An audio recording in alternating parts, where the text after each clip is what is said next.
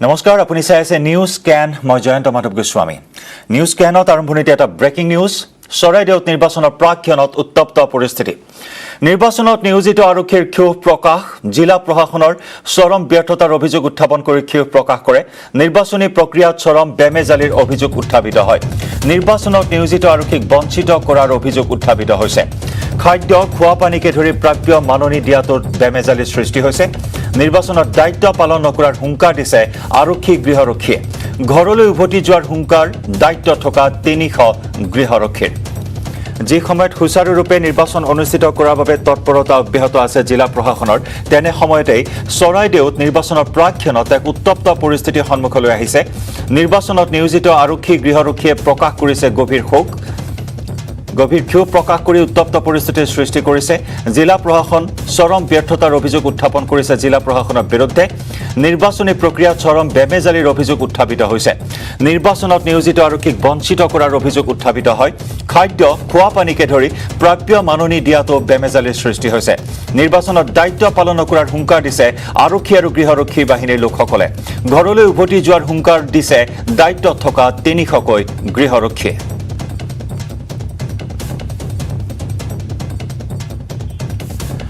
হানসিং কোঁৱৰ আছে ফোন লাইনত হানসিং এক উত্তপ্ত পৰিস্থিতিৰ সৃষ্টি হৈছে বিভিন্ন ক্ষোভ প্ৰকাশ কৰিছে দায়িত্বত নিয়োজিত আৰক্ষী আৰু গৃহৰক্ষীৰ বাহিনীৰ জোৱানসকলে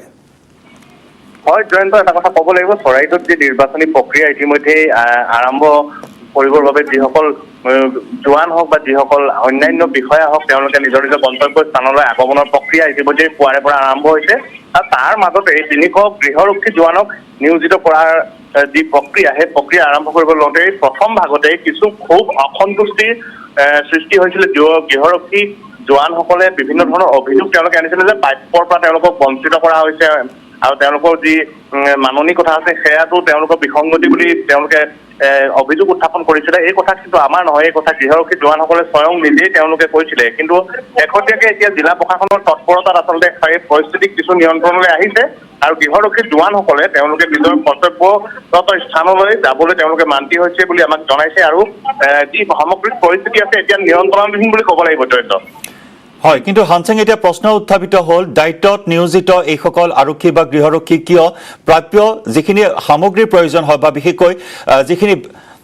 প্ৰাথমিক সামগ্ৰীৰ প্ৰয়োজন হয় খাদ্য আশ্ৰয় তেনেকুৱা ধৰণৰ অভাৱ তেওঁলোকে ভোগ কৰা বুলি জানিব পৰা হৈছে কিয় তেওঁলোকক এনেদৰে অৱহেলা কৰা হ'ল হয় জয়ন্ত এই কথা আচলতে কিছু সময় পিছতে গম পোৱা যাব কাৰণ যিহেতু এই অভিযোগটো জোৱানসকলে উত্থাপন কৰিছিলে কিন্তু এই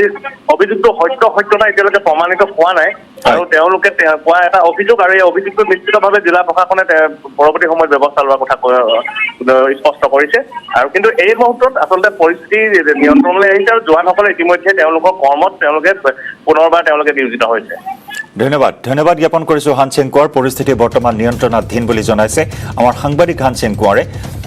বিভিন্ন ক্ষোভ প্ৰকাশ কৰিছিল বিভিন্ন অভিযোগ উত্থাপন কৰিছিল প্ৰশাসনৰ বিৰুদ্ধে কিন্তু বৰ্তমান তেওঁলোকে সকলো ক্ষোভ সামৰি পুনৰ দায়িত্বত নিয়োজিত হোৱা বুলি জানিব পৰা হৈছে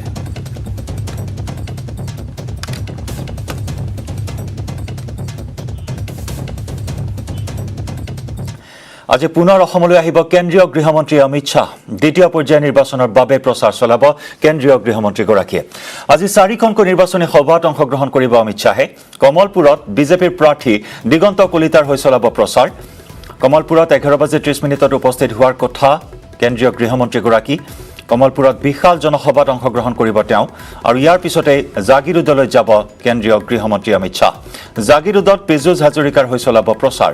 আনহাতে বৰাকতো প্ৰচাৰ চলাব অমিত শ্বাহে পাথাৰকান্দি আৰু শিলচৰত 2খনকৈ জনসভাত অংশগ্ৰহণ কৰিব কেন্দ্ৰীয় গৃহমন্ত্ৰীগৰাকীয়ে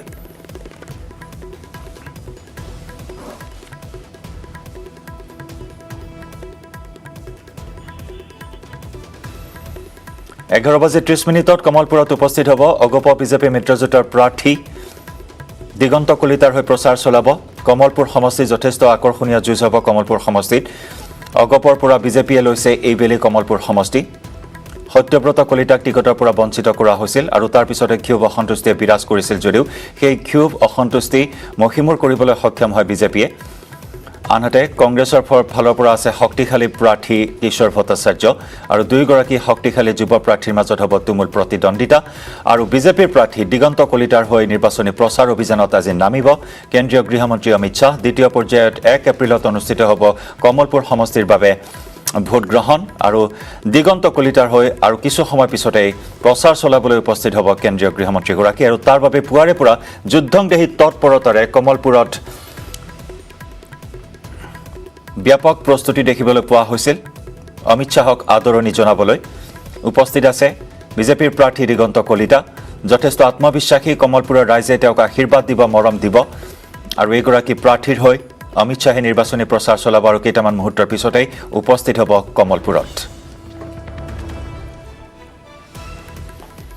4টাকৈ কাৰ্যসূচীৰে অসমত উপস্থিত হ'ব কেন্দ্ৰীয় গৃহমন্ত্ৰী অমিত শ্বাহ। 11:30 কমলপুৰত আৰু কমলপুৰৰ পৰা তেওঁ যাব জাগিৰোডলৈ। জাগিৰোডত মন্ত্ৰী পীযুষ হাজৰিকাৰ হৈ প্ৰচাৰ চলাব কেন্দ্ৰীয় গৃহমন্ত্ৰীগৰাকীয়ে আৰু তাৰ পিছতে তেওঁ যাব বৰাকলৈ। বৰাকৰ 2টা সমষ্টি শিলচৰ দীপায়ন চক্ৰৱৰ্তী আৰু পাথাৰকান্দিৰ কৃষ্ণেন্দু পাল, এই দুয়োগৰাকী প্ৰাৰ্থীৰ হৈ প্ৰচাৰ চলাব কেন্দ্ৰীয় গৃহমন্ত্ৰীগৰাকীয়ে।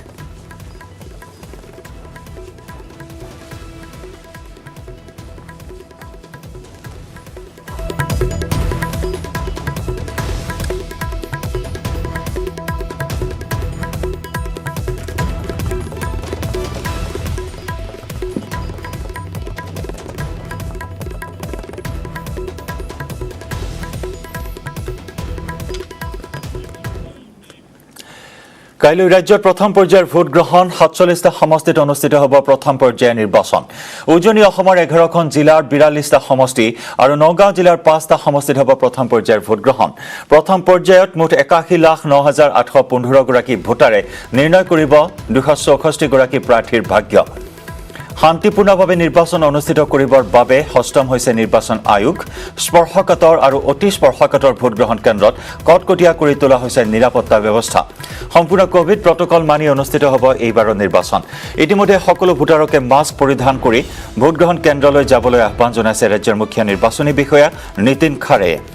ইতিমধ্যে ভোট কেন্দ্ৰলৈ যাবলৈ সাজু হৈছে পলিং প্ৰিজাইডিং বিষয়াসকল। বিভিন্ন প্ৰান্তত ইতিমধ্যেই যাৱতীয় সা সামগ্ৰী লৈ ভোটগ্ৰহণ কেন্দ্ৰলৈ ৰাওনা হৈছে পলিং প্ৰিজাইডিং বিষয়াসকল। 47টা সমষ্টিত ভোটগ্ৰহণ কাইলৈ 264 গৰাকী প্ৰাৰ্থীৰ ভাগ্য নিৰ্ণয় হ'ব। 81,09,815 জন ভোটাৰে দিব ভোট। বিজেপিয়ে প্ৰতিদ্বন্দ্বিতা কৰিছে 39টা সমষ্টিত, অগপই প্ৰতিদ্বন্দ্বিতা কৰিছে 10টা সমষ্টিত। আনহাতে নাহৰকটী আৰু লখিমপুৰত বন্ধুত্বপূৰ্ণমূলক প্ৰতিদ্বন্দ্বিতা আগবঢ়াইছে অগপ বিজেপিয়ে। 47টা সমষ্টিত ইতিমধ্যে আমি জনাইছোঁ 39টাত প্ৰতিদ্বন্দ্বিতা বিজেপিৰ, 10টাত অগপৰ, 2টাত বন্ধুত্বমূলক প্ৰতিদ্বন্দ্বিতা আগবঢ়াব নাহৰকটী আৰু লখিমপুৰত মিত্ৰ দল দুটাই। 81,09,815 জন ভোটাৰে সাব্যস্ত কৰিব ভোটাধিকাৰ, নিৰ্ণয় কৰিব 264 গৰাকী প্ৰাৰ্থীৰ ভাগ্য।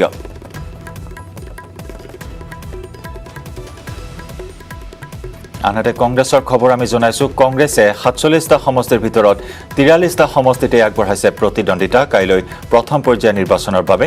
43টা সমষ্টিত কংগ্ৰেছৰ প্ৰতিদ্বন্দ্বিতা। মহাজোঁট বন্ধনৰ দল AIDFে আগবঢ়াইছে এটা সমষ্টিত প্ৰতিদ্বন্দ্বিতা কাইলৈ নিৰ্বাচনৰ বাবে। RJDয়ে প্ৰতিদ্বন্দ্বিতা কৰিছে এটা সমষ্টিত। অসম জাতীয় পৰিষদে প্ৰতিদ্বন্দ্বিতা কৰিছে 37টা সমষ্টিত। ৰাজ্য দলে প্ৰতিদ্বন্দ্বিতা কৰিছে 13টাত। CPIML দলে প্ৰতিদ্বন্দ্বিতা কৰিছে এটা সমষ্টিত। প্ৰথম পৰ্যায়ত নিৰ্দলীয় প্ৰাৰ্থী আছে মুঠ 39 গৰাকী।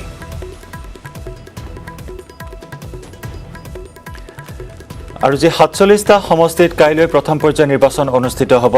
এই 47টা সমষ্টিৰ বৰ্তমান 27টাই আছে বিজেপিৰ দখলত। অগপৰ দখলত আছে 8টা সমষ্টি, কংগ্ৰেছৰ দখলত আছে 9টা সমষ্টি, AIDFৰ দখলত আছে 2টা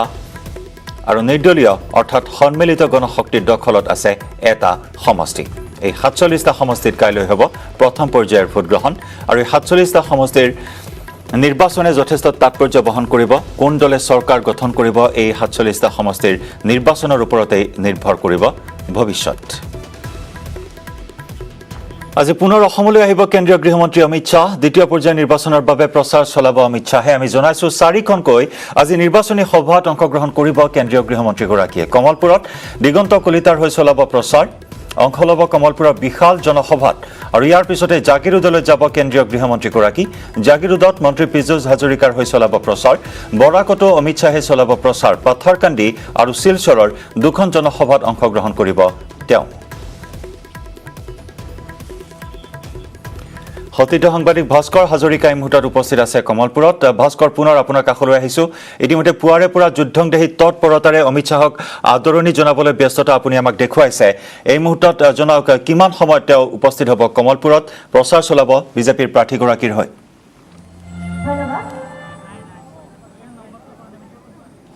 চাওক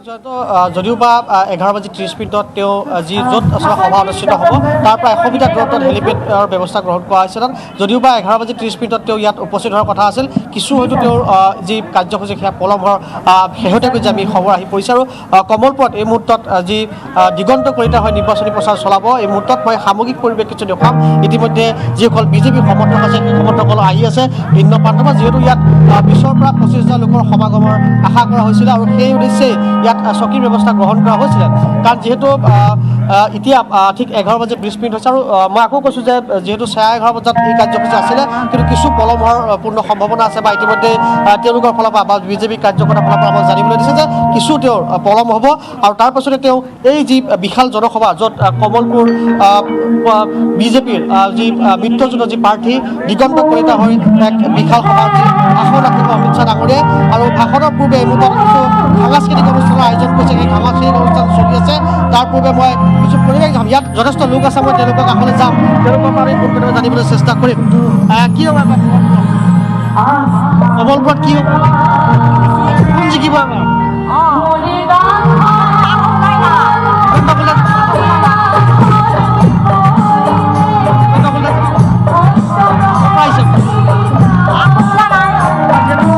সাংস্কৃতিক গতিকে অসুবিধা হৈছে যথেষ্ট লোক আহিছে আৰু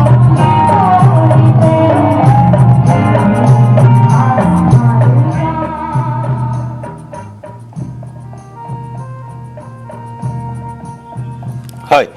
নিশ্চয় ভাস্কৰ আপুনি সেই পৰিৱেশ আমাক দেখুৱাইছে কিছু পলম হ'ব নিৰ্ধাৰিত সময়তকৈ উপস্থিত লোক আছে উপস্থিত লোকসকলৰ পৰা জানক তেওঁলোকে কেনেদৰে কি বিচাৰিছে ন প্ৰাৰ্থী যিহেতু নতুন প্ৰাৰ্থী এগৰাকী এবাৰ টিকট লাভ কৰিছে বিজেপিৰ ফালৰ পৰা অগপৰ ফালৰ পৰা টিকট দিয়া নহ'ল এবাৰ সত্যব্ৰত কলিতাক বিজেপিৰ বা কমলপুৰত কমল ফুলিব বুলি ইতিমধ্যে বিভিন্নজনে প্ৰকাশ কৰিছে বা বিজেপিৰ প্ৰাৰ্থীগৰাকীয়ে সেই কথা প্ৰকাশ কৰিছে গতিকে দিগন্ত কলিতাৰ পৰা আগন্তুক জনপ্ৰতিনিধি হিচাপে কি বিচাৰিব কমলপুৰৰ ৰাইজে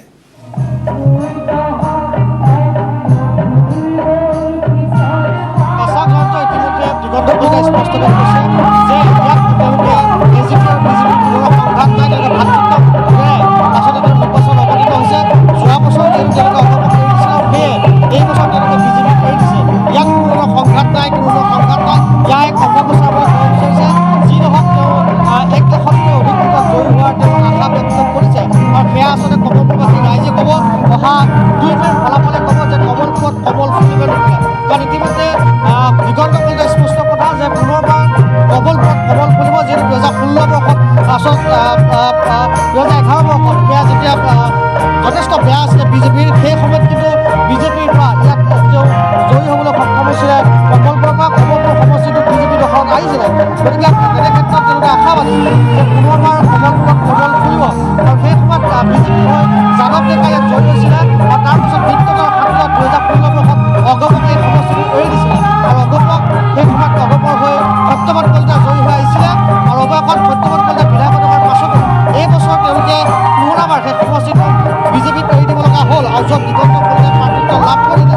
আৰু দিগন্ত কলিতাৰ যথেষ্ট প্ৰভাৱ আছে ইয়াত যথেষ্ট নাম আছে যুৱ এগৰাকী নেতা গতিকে দেখা যাওক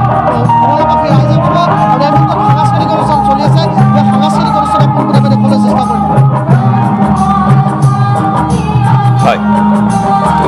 উপস্থিত জনতাৰ পৰা কিছু মতামত লাভ কৰিবলৈ চেষ্টা কৰক ভাস্কৰ যদি সম্ভৱ হয়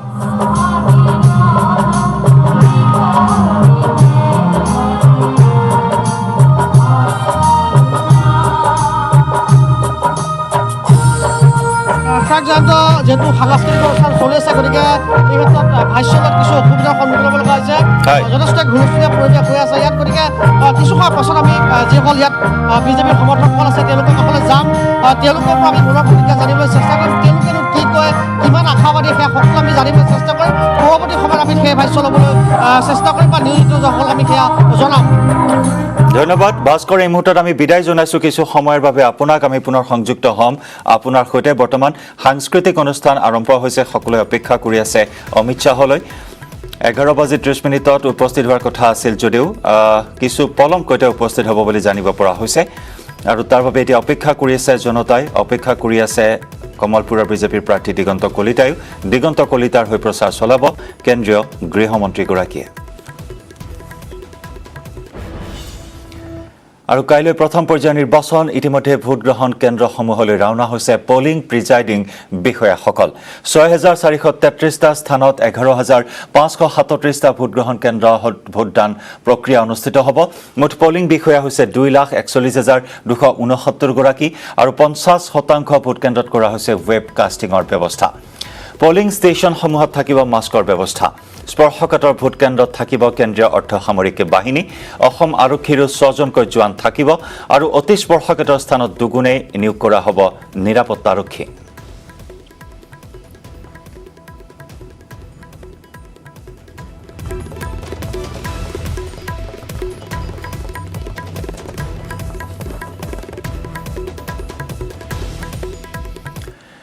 আজিৰে পৰা আৰম্ভ নৰেন্দ্ৰ মোদীৰ বাংলাদেশ ভ্ৰমণ দুদিনীয়া কাৰ্যসূচীৰে প্ৰধানমন্ত্ৰী মোদীৰ এই ভ্ৰমণসূচী অংশ ল'ব বাংলাদেশৰ স্বাধীনতাৰ সোণালী জয়ন্তীত অংশ ল'ব শ্বেখ মুজিবুৰ ৰহমানৰ জন্ম শতবাৰ্ষিকীত বিমানবন্দৰত ইতিমধ্যে প্ৰধানমন্ত্ৰী শ্বেখ হাছিনাই আদৰণি জনায় প্ৰধানমন্ত্ৰী নৰেন্দ্ৰ মোদীক মুজিবুৰ ৰহমানৰ সমাধি দৰ্শন কৰিব মোদীয়ে সাজখিৰা ঔৰাকান্দিৰ মন্দিৰ দৰ্শন কৰিব মোদীয়ে ৰাষ্ট্ৰীয় শ্বহীদ স্মাৰকতো শ্ৰদ্ধাঞ্জলি জ্ঞাপন কৰিব মোদীয়ে ঢাকাত মুকলি কৰিব বংগবন্ধু বাপু প্ৰদৰ্শনী ঈশ্বৰীপুৰৰ যশোৰেশ্বৰী মন্দিৰত দৰ্শন কৰিব ভাৰতৰ প্ৰধানমন্ত্ৰীগৰাকীয়ে